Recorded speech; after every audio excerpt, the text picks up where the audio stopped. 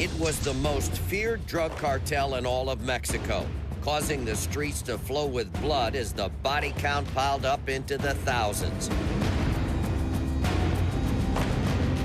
For years, the Arellano Felix organization ruled with impunity, employing death squads to carry out hits against anyone who stood in their way of controlling the multi-billion-dollar Mexican drug market.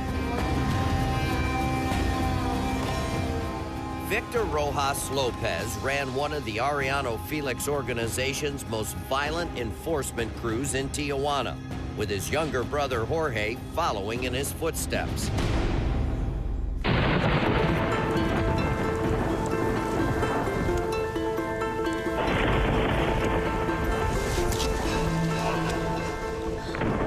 And in 2003, when Victor was taken out by the Arellano Felix cartel after a dispute, Jorge knew it had just become personal.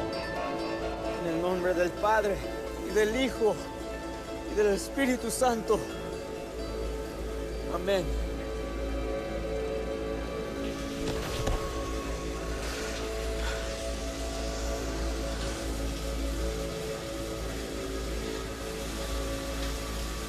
They take out Victor, and they could come after us next, Chapatin. We have to strike first. You and everybody else work for me now. Do you understand? Ayúdame, pues. Rojas Lopez and his crew moved north here to San Diego. He named his gang Los Palillos, or the Toothpicks, in memory of his older brother who had that nickname.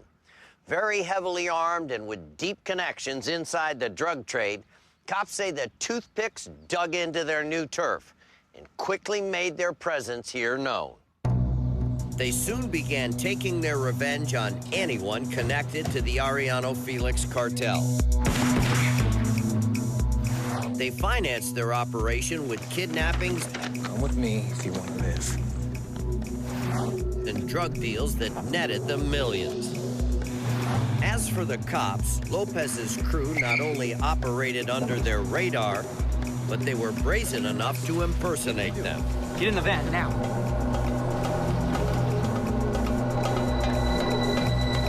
It's okay. We're the police. Lopez knew the families of the kidnapped victims were too afraid to go to the authorities. It was easy money.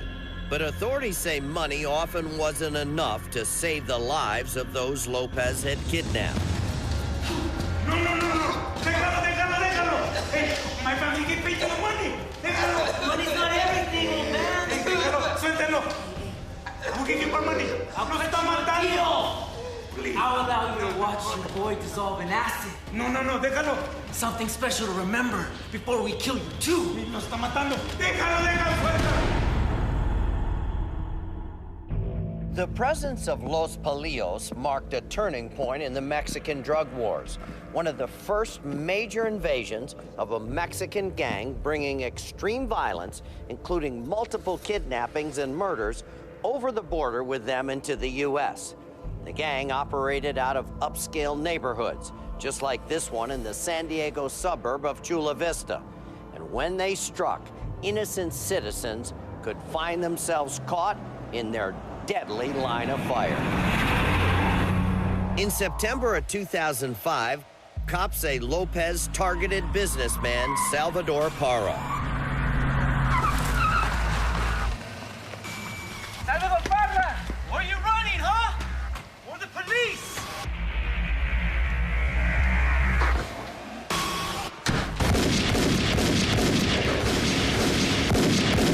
Susana, Niños, get down over there! Lock the windows! Try the front door!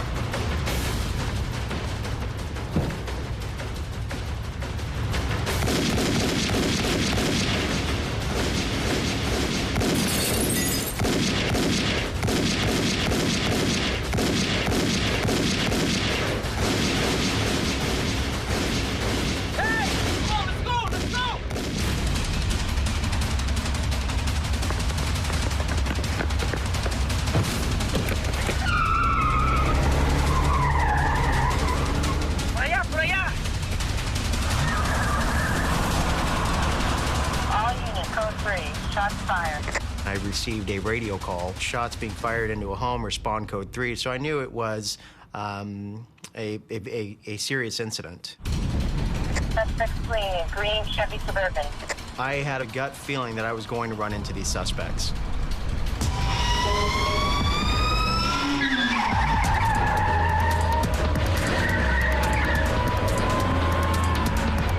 Car 2611, have the Suburban in sight. Following on East Palomar, approaching Medical Center Drive. Go into this mall. Go into this mall.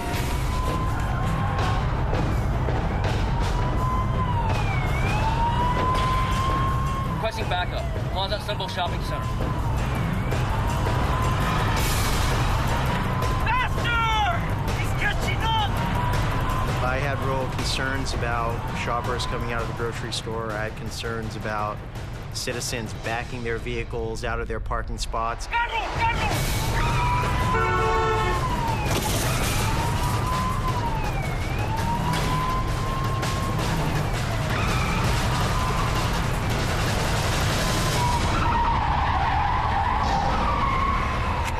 Let's take him out!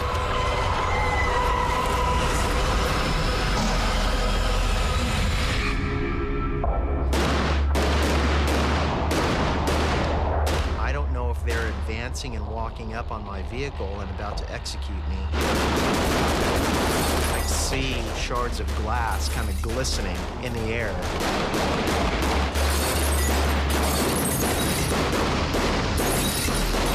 You really have to be able to think under this kind of pressure.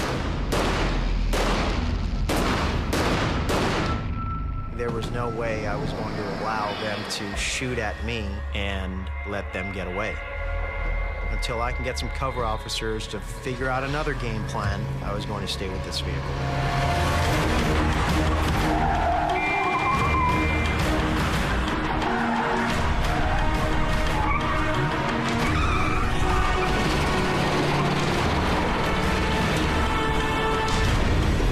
Dale, calmados, calmados.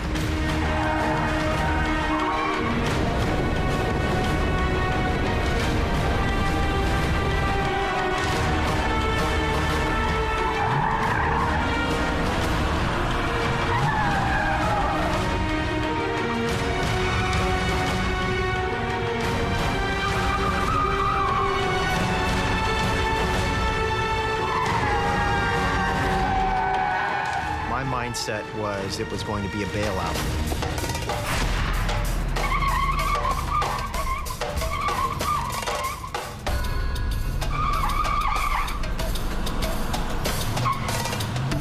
As the Suburban starts to come towards me, I put it in reverse, go pedal to the metal, give it all the gas I have.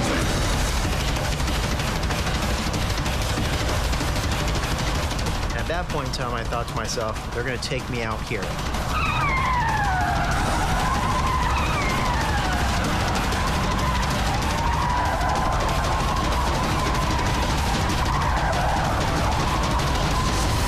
That's when I noticed my first cover officer arrive on the scene. Come on, let's go, let's go.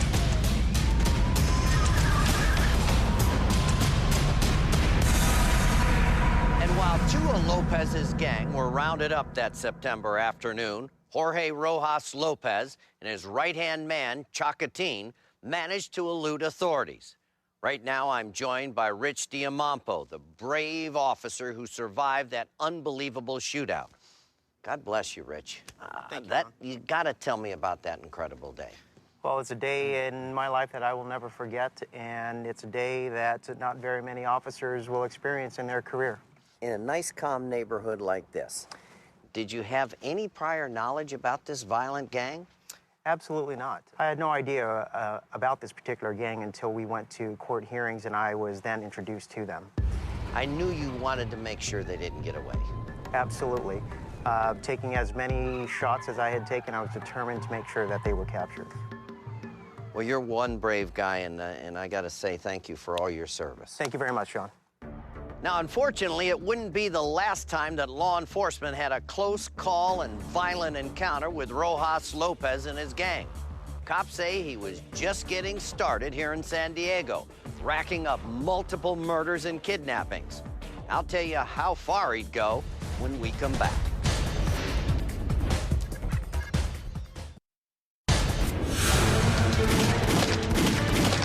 Authorities say Los Palios was a violent drug gang that crossed our border with the sole purpose of targeting people here in the U.S., kidnapping and murdering at will. And when cops tried to stop them, they found themselves under siege. Nobody was safe from the gang's ruthless leader, Jorge Rojas Lopez, including successful businessman Eduardo Tostado, who had no connection with the gang or its business.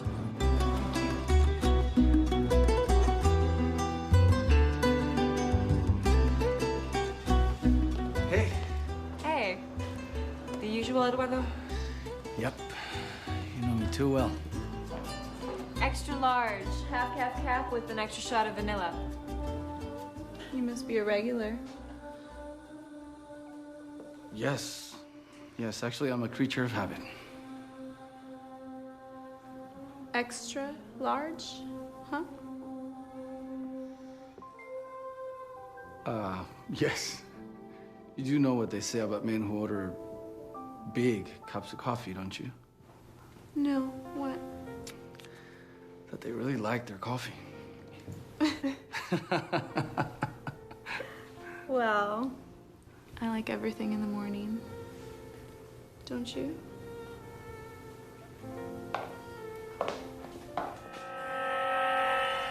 So this is your house, huh? Yeah. You like it? It's very nice. I'll tell my husband you like it. That's a good one. Is he home? I don't think so. That's it. Very nice house. You like it? Oh, I do. You're gonna like it too. Where you going? Oh, yeah?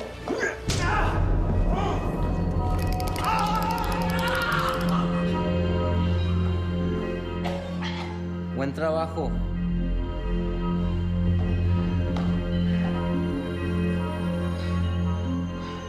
Gotcha.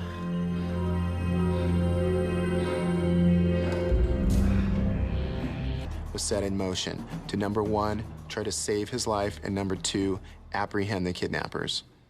It would be the first time anyone in U.S. law enforcement knew of Jorge Rojas Lopez.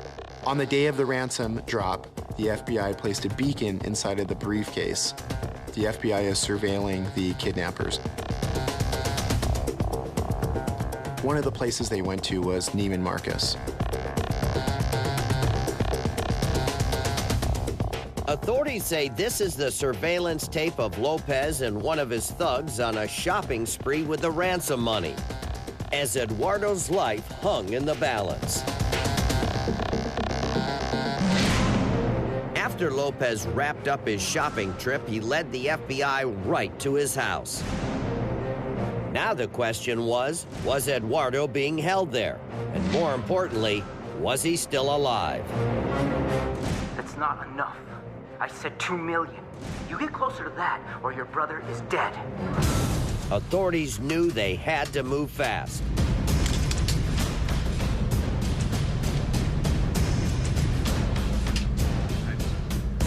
Yeah, let me order 4 chicken taquitos from 4,000 pesos. Yeah, come on, baby, make it snappy. Step down. Keep coming, stop. Suspect, go down to your... Please get on the ground! Get on the ground! Get on the ground! Don't shoot, please. I'm the good guy. With Rojas Lopez now out of the picture, Los Palios suffered a major blow. But that doesn't mean Los Palios is finished. Joining me now is San Diego County Deputy District Attorney Mark Amador. He's the chief prosecutor in this case, and you've done a heck of a job. 17 of these guys have been indicted. Give me an update on this gang. 9 of them are in custody. The boss, Rojas Lopez, is serving a life term in prison, but we're also prosecuting him for 9 murders.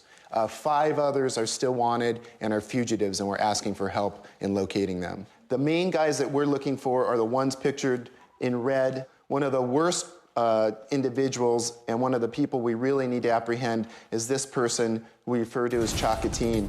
He's implicated in 5 murders. numerous kidnappings, Let's take him out! and actually shooting at a Chula Vista police officer. Mark, you're not going to give up till you get all these guys. Correct.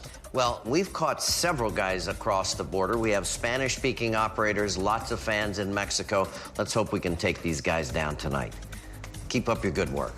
Now, there's no doubt that these guys are extremely dangerous. For information about all of the fugitives in this gang, go to our website at amw.com, or you can leave your tip at our hotline, 1-800-CRIME-TV. That works in Mexico.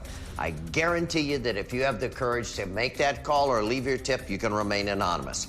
Let's end their threat tonight. Calling her, letting her know that I'm almost there. Everything was great. Everything was great. I will see you soon. When I saw her sunglasses, there's something wrong. If your child becomes a crime victim, believe me, I know it's the worst nightmare any parent can live through. Well, you're about to meet another parent who's had to go down that same painful road. Her strength has been a rock to everybody around her, even as she copes with a tragedy that's changed her life forever. It was September 11th, 2008, and Diane Marcel was headed to her Albuquerque, New Mexico home to meet one of her 6 daughters, 18-year-old Brittany, for lunch. Hey, I'm almost there. Are you hungry? Oh, yeah, I'm starving. I punch out 11:30, 11:40. I'm calling her, letting her know that I'm almost there. Just hang tight. I'll be there in a minute. Everything was great. Everything was great. I will see you soon.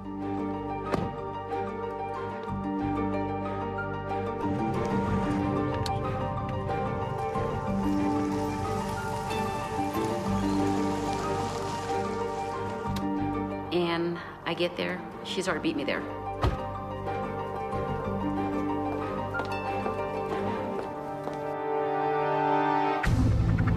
When I saw her sunglasses, there's something wrong. What? Britt? Britt? Brittany? And when I walked in, I see her on the ground, bleeding. And at that point, I knew I was next.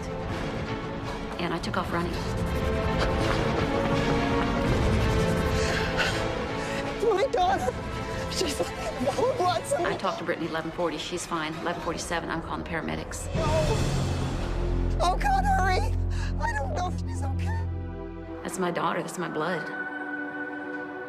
I'm not knowing if I have a daughter anymore that's living. I really don't. The young woman, with her whole life ahead of her, now fought for her life. As Diane remained by her side, it was as if time stood still. Days just were forever. They had to take out the skull, probably the size, maybe 4 inches, where the pressure was building up, and they implanted it in her abdomen to preserve it. The doctors were fabulous. They were very straightforward with us. You know, this could be a procedure that we may lose her.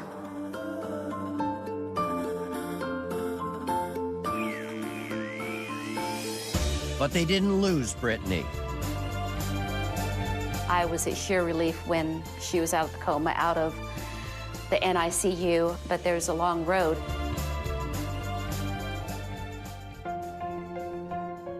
Brittany couldn't walk or talk. Her brain functioned at the level of a child. Every step would be a challenge. She'd have to relearn everything. And to do so, she'd have to leave Albuquerque for a facility in Texas better equipped to coordinate her difficult recovery, all the while looking over her shoulder. I was scared because the person who did this to me, I was scared that he was going to find where I was. The very first day was very hard. Well, I don't want to be here anymore. I just want to go home. This isn't helping me at all. Whoa. The second day, we were ready to call it quits. Did that make you dizzy? Brittany never gave up, even as her treatment got more difficult. And as weeks turned into months, she got better. The old Brittany began to reemerge. Diane packed up the house in New Mexico and moved to Texas to be with Brittany every step of the way. I still think she has a ways to go. Her beautiful smile is not there right now. She has her partial smile. She's still paralyzed on the right side. Partial deaf in her left and loss of vision in her left eye because of this. You can still see childlike qualities. Can you look surprised? I look mad. No.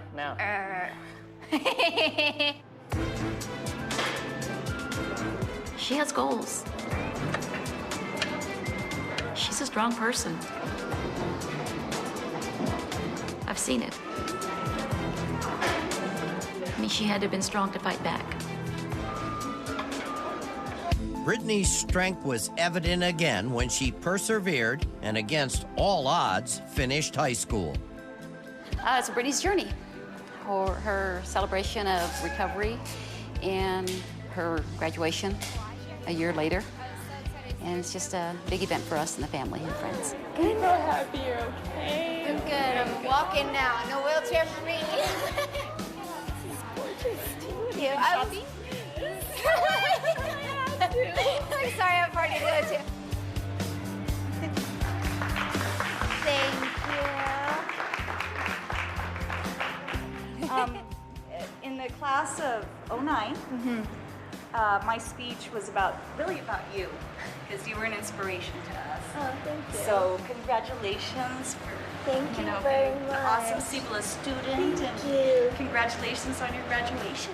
Thank you very much. The principal is very honored to do it, she told me. Those were her words. I'm honored to have been asked to do this, and I wouldn't have missed it for the world. Because I'm a graduate now. I could do that. I'll probably be going to college. I'm excited about it. I mean, I'll be driving there on my own.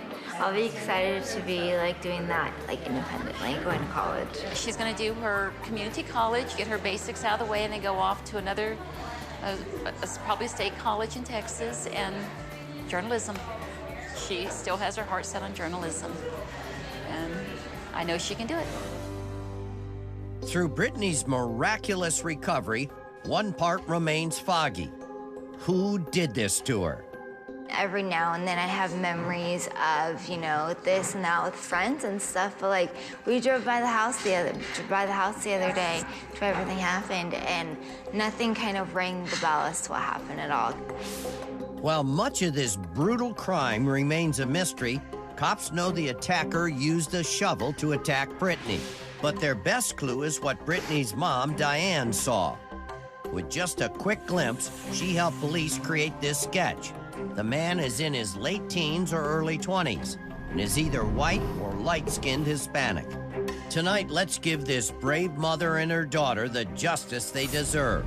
If you recognize this man or know anything that can help Albuquerque police solve this case, please call our hotline at 1-800-CRIME-TV.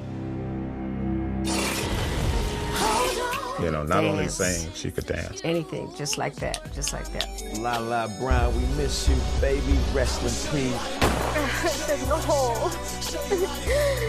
This can't be. Statistical playboys, Brown had many eccentricities.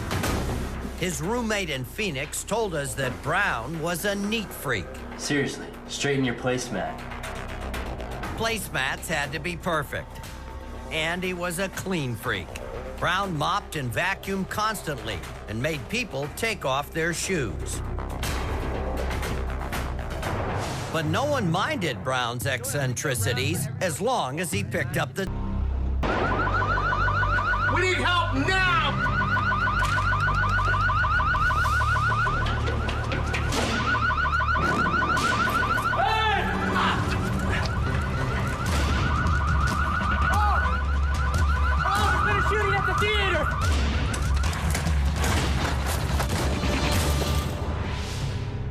Word of the murder quickly hit the news and was the hot topic of conversation at the Extended Stay America Motel. Yeah, I heard the killer rode away on a mountain bike with the money. Can you right up there? I spoke to you earlier. My name's Jason Brown. Can I get a room key scan, please? Absolutely. Let me just finish up these folks and I'll be right with you. He stood off to the side, very nervous, did not engage in our conversation, which was kind of strange because normally, a guest would jump in and interact and have some kind of conversation. You guys have a good night. Thank you. The clerk thought Jason Brown was acting strangely and began to suspect he might be hiding something. A surveillance camera caught the moment as Brown stood at the front desk. You're all set. Have a good night. After Brown left, the clerk dealt with other customers, but couldn't take her mind off of Brown and how suspicious he seemed. I started... Cops say Brown fled in his Cadillac Escalade to Southern California. A bank surveillance camera captured him making a large cash deposit just days after the crime. A few weeks later, Brown's Escalade turned up at the Portland, Oregon airport. Did he get on a flight, or did he park there to trick authorities?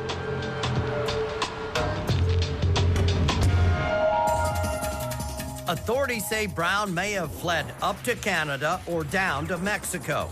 However, cops are following up leads which have put Brown in Salt Lake City, in Redding, California, or still in the Portland area. You know what? I'm gonna get a round for everybody in the bar. So let's go over the clues. Friends say Brown is a real party animal. He loves to hang out in nightclubs and casinos, flashing his cash and buying drinks for everyone. And when Brown's drinking, it'll be a Captain Morgan's rum and Coke. Straighten your placemat. Brown's a neat freak. Brown loves to be out on the water, ride dirt bikes and ATVs, and play golf. One more weird thing. Brown shaves all his body hair. Here's what Brown might look like today. Take a close look at these age-enhanced photos. If you've seen Jason Derek Brown, call our hotline at 1-800-CRIME-TV.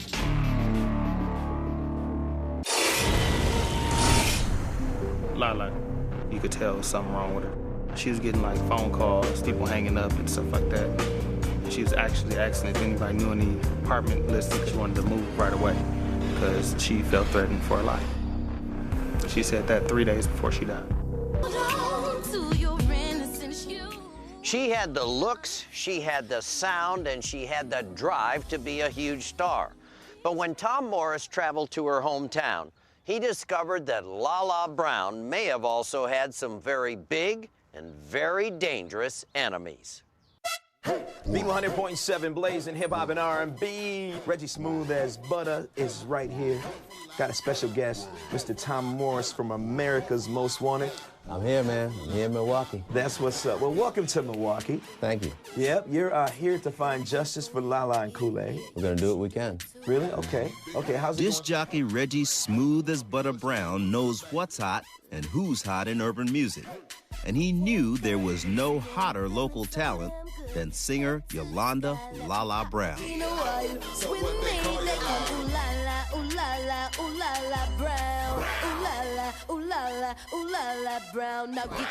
The first time Reggie heard Lala Brown sing a note, he knew she was a star waiting to shine.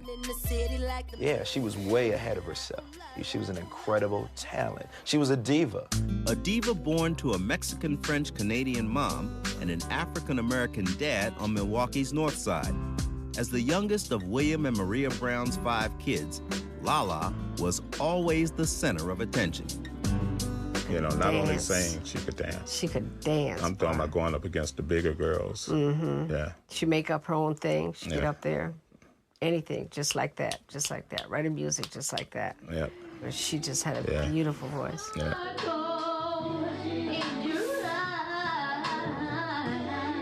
From age 10 on, Lala was living for a dream, to sing and dance her way to fame and fortune. She told her parents, I'm going to get you all out of the ghetto. I said, are we in the ghetto? I said, I didn't know we was in the ghetto. She said, yeah, Mama. She said, you're going to be in big mansions, and you're going to have a butler and a maid. And I said, well, go, girl. Let's do this. and Big Daddy Brown believed in his baby girl's natural talent so much that he retired early to focus full-time on molding her into a star.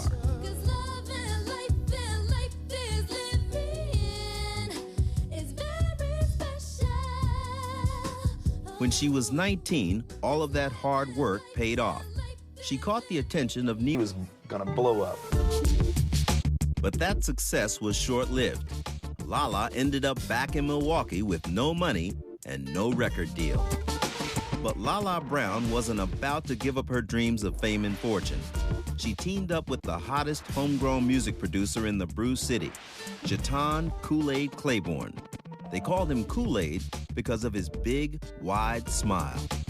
He was across the board talented, from anything house, club music, R&B, hip-hop, gospel, you name it, this kid could do it. That's always a good sign. If you're feeling good.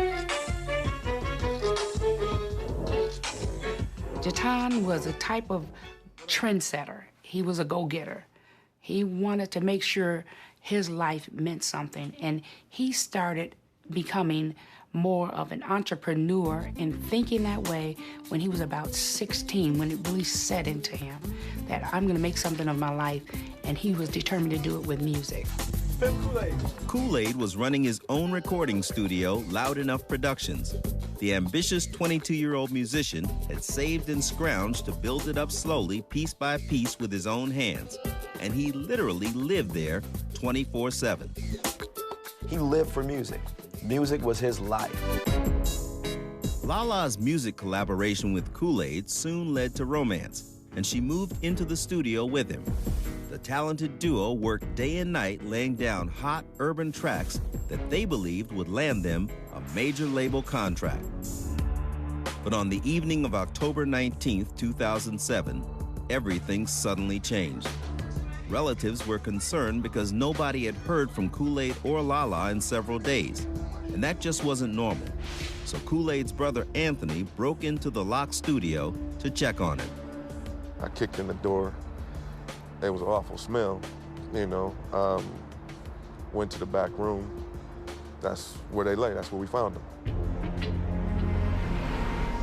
Lala Brown and Jatan Claiborne had been shot to death. In an instant, 2 lives and their dreams had ended in a surreal nightmare of violence. I said no, no. I said no. This can't be. We believe that Lala and Kool-Aid actually knew the perpetrator. There were no signs of forced entry, and evidence recovered from the scene revealed that the perpetrator did not force his way into the building. Hi, V100. Yeah, the V100. I got a question for the guy from Mr. Tom Morris? Yes. Say hi to him. How you doing, Mr. Morris? What's up, man? How you doing? Got a question. As far as Lala and Kool-Aid, do y'all have any possible leads or any motives as to why such a tragic thing would happen? Over the last 2 years, Milwaukee Homicide has actually had several persons of interest in this unsolved double homicide. Most are dudes from the hood who were rumored to have petty beefs with Kool-Aid over his studio, equipment, or debts. But nothing solid enough to back up an indictment so far. Another V100 caller told me that Lala and Kool-Aid had been to see their mutual friend and hairstylist the Saturday before they were killed. Now, I know that people have a natural tendency to tell their hairdressers what's going on in their lives. So I stopped by the salon on a hunch, and I learned a lot. Kool-Aid, he was usually his little upbeat self, but Lala, you could tell something wrong with her. She was getting phone calls, threatening phone calls, and people hanging up and stuff like that. And Threatening her life? Threatening her life. But she didn't say who? She didn't say who. Yeah. Or if it was a male or female, she never said. And she was actually asking if anybody knew any, apartment listing, because she wanted to move from the studio where they were living in. She wanted to move right away because she felt threatened for her life. But she said that 3 days before she died. Who had threatened Lala's life is a big part of this mystery. When you lose a child, it cuts your heart, it's hideous, It's like 1 minute I'll be smiling and then the next minute I feel like I can't walk. Hey Milwaukee, this is your girl Lala Brown and you're checking out Reggie Smooth as Butter Brown on V100.7, the #1 hip-hop and R&B station. Wow, Lala Brown, we miss you, baby. God bless you. Rest in peace. Let's find justice for Lala and Kool-Aid. Now, as you saw, Tom learned that Lala was receiving threatening phone calls in the days before her murder. And here's something else. The night before Lala and Kool-Aid were killed, Kool-Aid's studio was robbed of $10,000 worth of equipment. Now, we don't know if the robbery and the murders are related, but somebody out there knows exactly what went down there. If that's you, please have the courage to call our hotline tonight. These murders need to be solved, and if you're afraid, I promise you, you can remain anonymous. I guarantee it. Accused killer and kidnapper Juan Shacatin Loreno of Visu. Raymond Easter, charged with murder in L.A. And Jason Brown, an accused killer on the FBI's top 10 list. Cops also need your help to identify this man, accused of a brutal attack in Albuquerque. And police are seeking any information about the murders of Yolanda Lala Brown and Jatan Kool-Aid Claiborne. Now, until I see you right here next week, please stay safe, stay strong, and remember, you can make a difference.